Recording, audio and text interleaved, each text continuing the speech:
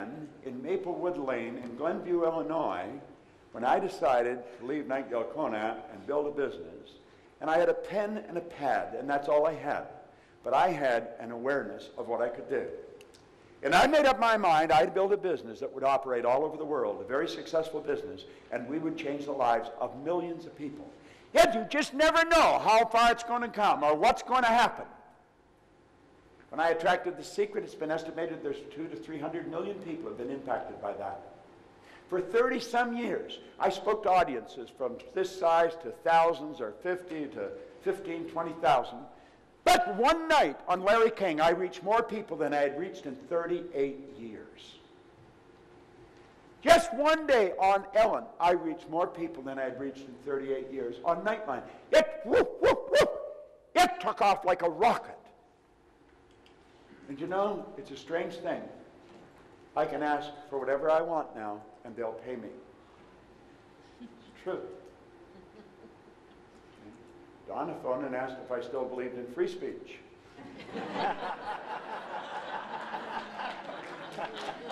I came here because Mark Victor Hansen and Chris Guerrero phoned me from here last year, and they said, Proctor, you got to come over here. You know, so here I am. But I decided I was going to follow his vision. And you know, he had great friends. This is one of his friends. I like what Edison said. He said, if we all did the things we're really capable of doing, we would astonish ourselves. I think it's time we astonished ourselves. What do you think? Yeah. I think so. Then he said, you got to have meaningful friends. Well, here's his mastermind group. He had Edison, Ford, Firestone, Hoover. Who are your mastermind partners? I was talking to one of the people that was in, I forgot your name. Amen? Amen. Amen. Do you know what that means? Amen is translated from Aramaic. It means sealed in God. That's why when you say a prayer, it's sealed in God. All prayers are answered. It's that most people are wishing. Okay? That's what that means, sealed in God. That's a great name. But anyway, I was talking to Eamon today. He's in the second year in our coaching program. He's following Chris Guerrero's steps, I guess. And he said the mastermind group that he's in is phenomenal. You've got to get in mastermind groups. We set up mastermind groups. In fact,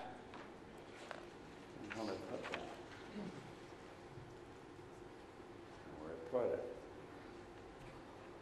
I got it. No, okay. Find it. Did I draw something? That's what I'm looking for. Where's Stephen McGowan? Well, just walk slowly up around the front of the room so they know what you look like. You're not a bad-looking guy. You shouldn't hide away back there. Something like church. You got to get in early to get a seat at the back, don't you, Steve? All right. All right. Over here. Now, if you want any information on our programs, or if you want somebody coaching you in one of our programs, there's a guy to do it. He has gone through our training. He's a certified consultant with our company. And if you want to, it's Steve McGowan at lifesuccessconsultants.com. Yeah. Is that it? That's it. Good. Thank you. Go to work. All right.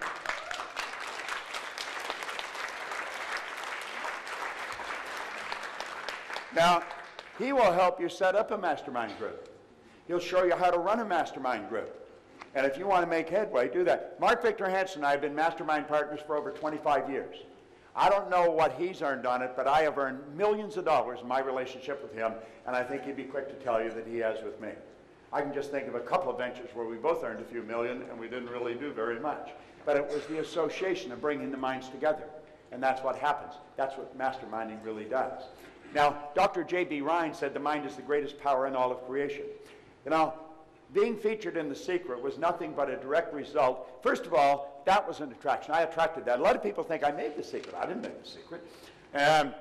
I got a message on my cell phone, and I recognized it. I thought it was an Aussie number, and I thought the woman's name was Glenda, but it was a garbled message. And you know how you hit hash or pound and you don't delete the message, but you don't get it. and you're busy. And so I had a layover of a couple hours in an airport, and so I started to clean up my phone.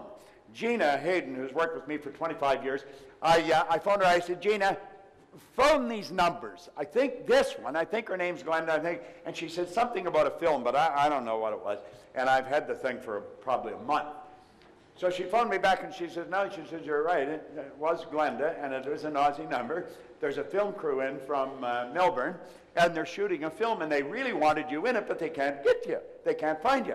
And they're going back to Australia next week, and they're shooting in Aspen all weekend. This is on a Thursday. And Gina says, isn't that funny? Bob's doing a seminar in Aspen all weekend. So here I am right next door to them. I was all dressed up to go to work, and I just walked in, sat down in front of the camera, and then I walked away with millions of dollars. You think that's an accident? There are no accidents. There are no accidents. Then you see, I really believe that I got in that because of this particular record. You see? This when I started to study before some of you were born. I had a battery-operated record player, and I drove around playing long-playing records. If you went to the Nightingale Corporation online, get the Strangest Secret record. You can still get the original record. It's on a CD now. In fact, it's in a little book that's illustrated with the transcript. That is 40 minutes of the best philosophy you'll ever hear. I listened to that every day for a few years. Literally for a few years. I'm not exaggerating. Little did I understand that that recording was changing my life. Now there's the two men that started this industry, Lloyd Conant and Earl Nightingale. And I made up my mind I wanted to work with them. And I left a very high-paying position in my own company, left it all, and I went to Chicago, and I took a job for $18,000 a year. 5 years later, I was earning $33,000. But I was prepared to pay them to let me work there. I knew that these two people had something going on in here that very few people had, and I wanted to get as close to them as I could. I quickly worked my way through the ranks until I became VP of sales, and I had an office right beside Earl's. I got to know his secretary, Marilyn, and if Earl ordered a book, she'd get me one. If she subscribed to a magazine, she'd get me one. If he had Lowell Thomas or Eric Hoffer or somebody coming in, I would get information on them, and when they stepped out of his office, I'd step out of mine. I got 15 minutes with some of them became my friends. But I wanted to know how this guy became as effective as he became. And I knew how to do that. Study him. Do what he's doing.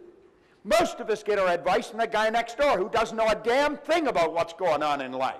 Or we talk to a brother-in-law or cousin. What do you think I should do? If we really knew, he doesn't think, but he'll always give you an opinion. So I started to study with them. This is me in 1968 when I went to work with them. Isn't he cute? All right? And for 5 years, well, I've never actually stopped studying with them. Vic Conant, they're both gone now, but Vic Conant, who's the chairman, he and I are great buddies. And it was just a wonderful education. And I learned a lot. Now think of this for a moment. Your results are an expression of your own level of awareness. Now I can say this,